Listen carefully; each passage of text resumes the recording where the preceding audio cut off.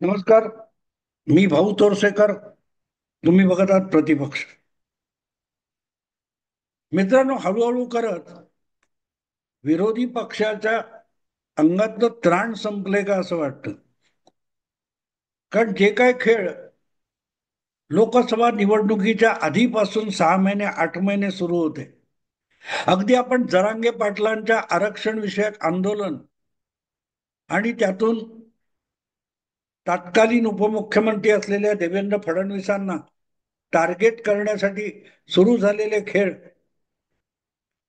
लोकसभा निवडणुकीचे धक्कादायक निकाल आणि विधानसभा निवडणुकीत मराठ्यांची मतं हवीत की नको इथपर्यंत धमकावण्यापर्यंत गेलेलं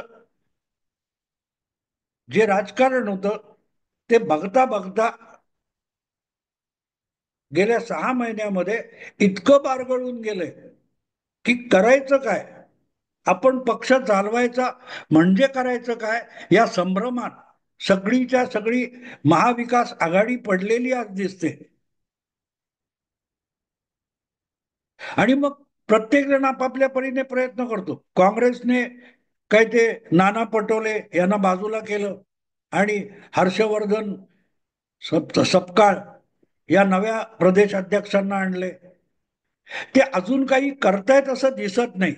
कारण बातम्यांमध्ये हे प्रदेशाध्यक्ष फारसे दिसत नाही, जितके नाना पटोले रोजच्या रोज उठसूट जगातल्या कुठल्याही घटनेवर आपलं मतप्रदर्शन करत होते, तसं हे नवे प्रदेशाध्यक्ष काही करताना दिसत नाही. आणि त्यामुळे पक्षात चाललंय काय याच्या बातम्या सुद्धा होत नाही. इतकं म्हणजे मीडियाने सुद्धा जवळजवळ काँग्रेस पक्षाला महाराष्ट्रामध्ये दुर्लक्षित करून टाकलेले. अधूनमधून राहुल गांधींच्या वगैरे बातम्या येतात, किंवा मग दुसरीकडे महाराष्ट्र काँग्रेस असेल, मुंबई काँग्रेस असेल, त्या पक्षाच्या कार्यालयामध्ये जे कर्मचारी म्हणून काम करतात त्यांना वेतन पगार काही मिळालेलं नाही याविषयीच्या बातम्या येतात. किंवा मग दुसरी काँग्रेसच्या बातम्या येण्याची जागा म्हणजे अमुक तमुक सोडून गेला, तो भाजपत गेला, तो एकनाथ शिंदेच्या शिवसेनेत गेला, किंवा तमुक कोण आणखीन अजितदादांच्या राष्ट्रवादी काँग्रेसमध्ये गेला. पण काँग्रेस काहीतरी काम करते, जनतेमध्ये जाऊन करते आणि आपली संघटना बांधण्यासाठी काहीतरी करते. अशी कुठलीही बातमी अक्षरशः भिंग घेऊन बघितलं तरी सापडणार नाही. एखादा वडेट्टीवार वगैरे असतो, ते रोज संजय राऊत प्रमाणे आपणही रोज टीव्हीवर झळकावं एवढ्यासाठी प्रतिक्रिया किंवा काय कॉमेंट वगैरे करत असतात. पण ते सोडलं तर काँग्रेस पक्षात काय चालू आहे कळत नाही. दुसरा शरद पवारांचा गट, तोही महाविकास आघाडीचा म्हणजे विरोधी पक्षातला एक महत्वाचा स्तंभ आहे. पण लोकसभेमध्ये कमीत कमी जागा लढून जास्तीत जास्त जागा निवडून आणणारे अशी ख्याती असलेले शरद पवार यांचे सगळे डावपेच विधानसभेमध्ये इतके जमीनदोस्त झाले की पवारांच्या आयुष्यात सर्वात लहान म्हणजे राहुल गांधी करून टाकला शरद पवारांचा असं म्हणावं, इतकी छोटी संख्या आमदारांची आली. म्हणजे 9 हा एकांकी आकडा झाला असता तो तो होऊ नये म्हणून मतदारांनी अब्रू झाकण्यासाठी लंगोटी म्हणतात तसं शरद पवारांच्या गटाला 10 आमदार दिले. शरद पवारांची एवढीच ख्याती आहे. अँग्री ओल्ड मॅन असं मराठीतल्या अनेक पत्रकारांना जे पवारांचं कौतुक आहे, त्याच्यावर सुद्धा महाराष्ट्रातल्या मतदाराने पूर्णपणे बोळा फिरवला. त्यामुळे एका बाजूला उद्धव ठाकरे यांच्या पक्षातून लोकांची बाहेर जाण्याची रीग लागली आहे, दुसरीकडे काँग्रेस पक्षातून काय चाललंय ते कळायला मार्ग नाही, आणि तिसरा उद्धव ठाकरेंचा पक्ष. आता उद्धव ठाकरेंकडे बोलायला पण कोणी राहिलं नाही की काय असं म्हणायची पाळी आली. परवाचे पक्षाची नव्याने उभारणी करायची, नव्याना संधी द्यायची म्हणून पवित्रा घेतलेलं शिबिर नाशिकला भरवण्यात आलं.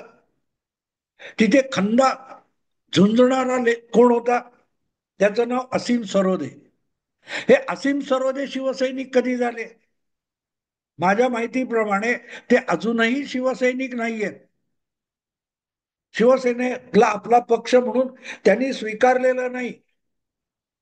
कधी काळी मतदार आणि मतदाराचा हक्क म्हणून शिंदे आणि महाराष्ट्रातल्या राजकारणासाठी सुप्रीम कोर्टात पक्ष फुटीच्या वेळेला जो खटला चालला होता त्यामध्ये मतदाराच्या वतीने म्हणून अर्ज करणारे असीम सरोदे उभे राहिले होते. आणि उभे राहिले म्हणजे त्यांचे पाय तिथे किती लटपटत होते ते काढून बघितलं तर कळेल. सरन्यायाधीश चंद्रचूडांनी जेव्हा त्यांची बाजू, मतदारांची बाजू मांडण्याची संधी असीम सरोदेंना दिली तेव्हा त्यांच्या तोंडातून शब्द फुटत नव्हता. कपिल सिब्बल जे म्हणतायत मी त्यांचा सपोर्ट करतो, काय तो दुजोरा देतो, अनुमोदन देतो, एवढंच बोलून मतदारांची बाजू असीम सरोदेंनी संपवली होती. रोजच्या रोज मराठी चॅनेलवरचे ते एक लाडके वकील आहेत ज्यांनी कुठल्याही कोर्टामध्ये जाऊन कुठलाही खटला गाजवला आणि एक कुठला तरी कायदेशीर मुद्दा प्रस्थापित करून घेतला. अशी ख्याती नसलेले लोक मराठी माध्यमात खूप झळकत असतात. तर असे आहे असीम सरोदे, हे उबाठा शिवसेनेच्या नाशिक शिबिरातले स्टार वक्ते होते. त्यांनी तावातावाने त्यांच्याही बातम्यांवर झळकले, ते सुप्रीम कोर्टावर तुटून पडले. पण हे असीम सरोदे हे निवडणूक काळामध्ये शिवसेनेचा किंवा महाविकास आघाडीचा प्रचार करायला आले होते का? नाही आले होते. कुठल्याही पक्षाच्या मंचावर चढून त्या पक्षासाठी मत मागण्याचा पवित्रा असीम सरोदे यांनी घेतला नाही. विधानसभेच्या वेळेला ते काय करत होते माहित नाही, पण लोकसभा निवडणुकीच्या दरम्यान म्हणजे त्याच्या आधी काही महिने एक निर्भय बनो नावाचं आंदोलन या लोकांनी छेडलं होतं.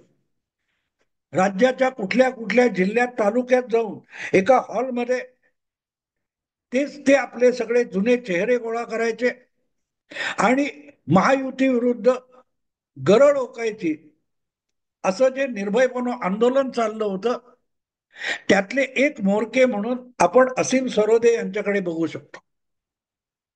संविधान धोक्यात आहे, संविधान धोक्यात आहे असं गेली 2.5-3 वर्ष ठाणाणा बोंबळणारे असीम सरोदे कुठल्याही कोर्टात जातात तेव्हा ते कोर्ट घटनेने स्थापन केलेलं आहे आणि ते कोर्ट अजूनही चालू आहे. याचा अर्थ संविधान चालू आहे आणि तुम्ही ओरडल्यामुळे संविधान धोक्यात आलेलं नाही याची प्रचिती येते, तरीही माणसं संविधान वाचवायला जातात. पण संविधान वाचवायचं म्हणजे काय ते मला कळत नाही. हत्तीचं बळ वाढवण्यासाठी आम्ही हत्तीच्या मागे हत्तीसारखे उभे आहोत किंवा डोंगरासारखं उभं आहोत असं बोलायचं, यात जो खोडेपणा असतो त्यापेक्षा सरोदे वगैरे मंडळी निर्भय बनो म्हणून जे काय करतात ते काडी मात्र वेगळं नाही. काडी मात्र वेगळं नाही. पण आता आज ज्या परिस्थितीत महाराष्ट्राचं राजकारण येऊन पोहोचलेलं आहे त्यामध्ये मात्र, त्या परिस्थितीमध्ये मात्र असीम सरोदे यांच्यासारख्यांचं महत्व प्रचंड वाढलंय असं मी म्हणतो. तुम्हाला आठवतं मित्रांनो, एक काळ असा होता अगदी काही महिन्यांपूर्वी की 90 पार केलेले बाबा आढाव सुद्धा कुठेतरी येऊन धरणं धरून बसले होते आणि मग शरद पवार तिकडे जात होते, आणखीन कोण कोण जात होते. विनोद असा होता की हे शरद पवार 1975 मध्ये गृहमंत्री होते मला वाटतं, आणि त्यांच्याच पोलिसांनी या बाबा आढावांना उचलून तुरुंगात टाकलं होतं.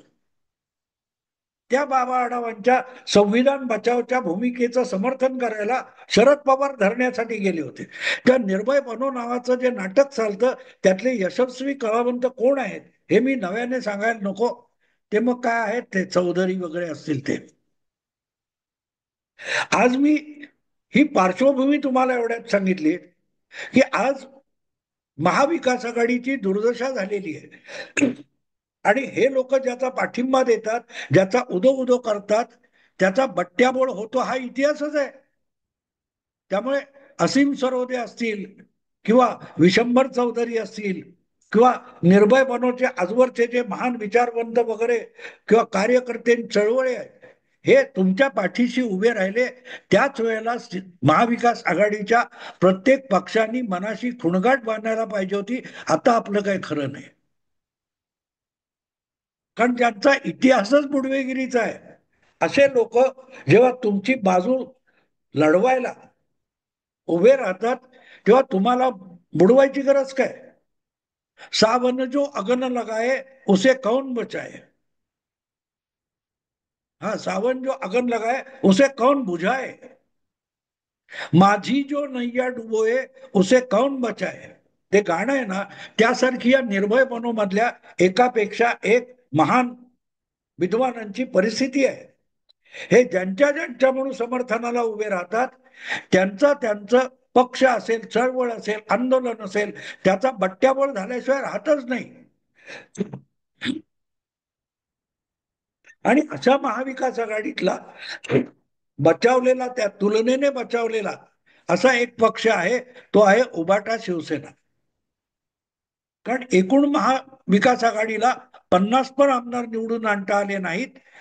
अवघे 46 आले, त्यातले 20 आमदार एकट्या उद्धव ठाकरे यांच्या उभाठा शिवसेनेचे आहेत. त्यामुळे अजूनही नुकसान करण्यासारखा जर कुठचा पक्ष असेल महाविकास आघाडीमध्ये, तर तो आहे उद्धव ठाकरे यांचा उभाठा शिवसेना पक्ष. आणि त्यामुळे आपलं देवदत्त कार्य आहे, निसर्गदत्त कार्य आहे, की कुठची तरी संघटना बुडवायची, संपवायची, मोडकळीस आणायची. यासाठी तर निर्भयपणे आंदोलन चालतं. स्वतःची संघटना बनवायची नाही आणि दुसऱ्याच्या संघटनेचा बट्ट्याबोळ करून टाकायचा, हे यांचं निसर्गदत्त कर्तव्य आहे. आणि ते पार पाडण्यासाठी काँग्रेसमध्ये फारसा स्कोप राहिलेला नाही. अवघे 16 आमदार आहेत. शरद पवारांच्या पक्षाचं तर फार 10 आमदारांनी इतकं भयंकर भरता झालेलं आहे. त्यामुळे उरला कोण? तो उभाटा शिवसेना. आणि त्यामुळे तिथे अजूनही बुडवेगिरीला स्कोप आहे, हे ओळखूनच मला वाटते असीम सरोदे हे नाशिक शिबिरात पोहोचले होते. आणि मग त्यांनी नेहमीप्रमाणे संविधानानुसार हे, संविधानानुसार ते, न्यायमूर्तींनी हे करायला पाहिजे होतं, सुप्रीम कोर्टाने तो न्याय द्यायला पाहिजे होता, अशी तिथे जमलेल्या पराभूत मनोवृत्तीच्या उबाठा शिवसैनिकांना धीर देण्याची कामगिरी बजावली. म्हणजे तुम्ही बरोबर आहात, तुम्ही बुडतात, कमरेपेक्षा जास्त भाग बुडालाय, अजून छातीपर्यंत बुडाला नाही ना. अरे नाकातोंड तर पाणीच गेलेलं नाही, मग काय काळजी करता? अजून जाऊन नाका तोंडात पाणी जाईपर्यंत तुम्ही लढत राहा. सुप्रीम कोर्ट तुम्हाला न्याय देणार, आणि नाही दिला तर मग नाका तोंडात पाणी गेलं, आता तो विषय संपला. किंवा शरद पवारांचा पक्ष किंवा काँग्रेस पक्ष हा आता सरोदे सारख्या लोकांच्या नादाला लागलेला नाहीये. पण उद्धव ठाकरेंना एक आशा आहे,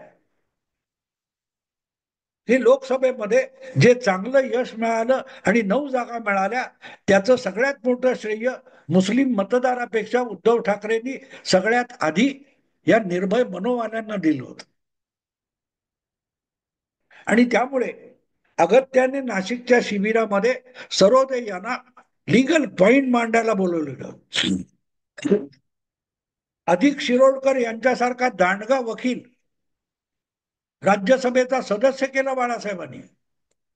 पण शिवसेनेच्या शिबिरामध्ये किंवा शिवसेनेच्या कार्यकर्त्यांच्या संमेलनामध्ये अधिक शिरोडकर भाषण करायला आलेत, असं कधी आम्ही बघितलं नाही. हे पहिल्यांदा आहे. उद्धव ठाकरे हे आता आपल्या उभाठा शिवसैनिकांना कायदे पंडित बनवायला निघालेले आहेत. आणि अर्थातच यांच्या नेतृत्वाखाली आणि मार्गदर्शनाखाली उभाटा शिवसैनिक कायदे पंडित झाले तर ते आपलीही केस समर्थपणे युक्तिवाद करून कोर्टात मांडू शकणार नाही. पण एक गोष्ट मात्र नक्की होईल, एक गोष्ट मात्र नक्की होईल, हळूहळू करत जे कोणी उभाठा शिवसेनेमध्ये शिल्लक राहतील, ते लढणारे नसतीलच. कारण ज्यांची लढण्याची, झुंजण्याची आणि जिंकण्याची इच्छा आहे, लढून जिंकण्याची इच्छा आहे, अगदी हरलो तरी हरकत नाही पण लढून हरू, अशी जिद्द असलेले शिवसैनिक हळूहळू करून उद्धव ठाकरेंना सोडून गेलेले आणि जात आहेत.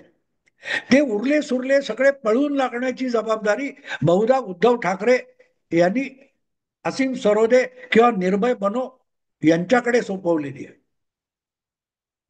आणि त्यामुळे हे उरले सुरले खरेखुरे झुंजार एकदा निघून गेले की गलित गात्र झालेली, हातपाय हलवता सुद्धा न येणारी जी उबाठा शिवसेना असेल, त्या उबाठा शिवसेनेची सगळी जबाबदारी आपोआपच निर्भय बनोवाल्यांकडे येणार आहे. निर्भय बनो हे निर्भय बनो आजचं नाहीये. अगदी तुमचे शिवसेनेचं पहिलं सरकार आलं, मनोहर जोशी वगैरे मुख्यमंत्री होते आणि महानगरवर शिवसैनिकांचा हल्ला झाला होता आविष्कार स्वातंत्र्यावर, तेव्हा निखिल वागळे आणि त्यांच्या सगळ्या त्या टोळीतल्या लोकांनी निर्भय बनो आंदोलन समाजवाद्यांनी सुरू केलं. कोणाविरुद्ध सुरू केलं होतं? शिवसेनेच्या हल्ल्याविरुद्ध. आज तेच शिवसेनेविरुद्ध सुरू झालेलं आंदोलन, निर्भय बनो आंदोलन, शिवसेनेला घाबरण्याची गरज नाही, शिवसेनेच्या गुंडगिरीच्या विरोधात निर्भय बनून सडेतोड उत्तर द्यायला पुढे या, असं जे आंदोलन होतं, ते आंदोलन आता उद्धव ठाकरे यांच्या शिवसेनेच्या बचावासाठी उभं राहिले. यापेक्षा काळाचा न्याय काय असू शकेल, यापेक्षा हास्यास्पद काय असू शकेल. पण इथेच हा प्रवास थांबणार नाहीये, मला खात्री आहे. नजीकच्या काळात हळूहळू निवडणुका बीएमसीच्या पण होऊन गेल्या की पुढची 3 वर्ष करायचं काय, तेव्हा उद्धव ठाकरे असीम सरोदेंनाच आपला प्रवक्ता बनवतील आणि उबाटा शिवसेनेचे सर्वात ज्येष्ठ नेते म्हणून असीम सरोदे आपल्या समोर यायला सुरुवात होईल. आणि तेवढ्यावर वागणार नाही.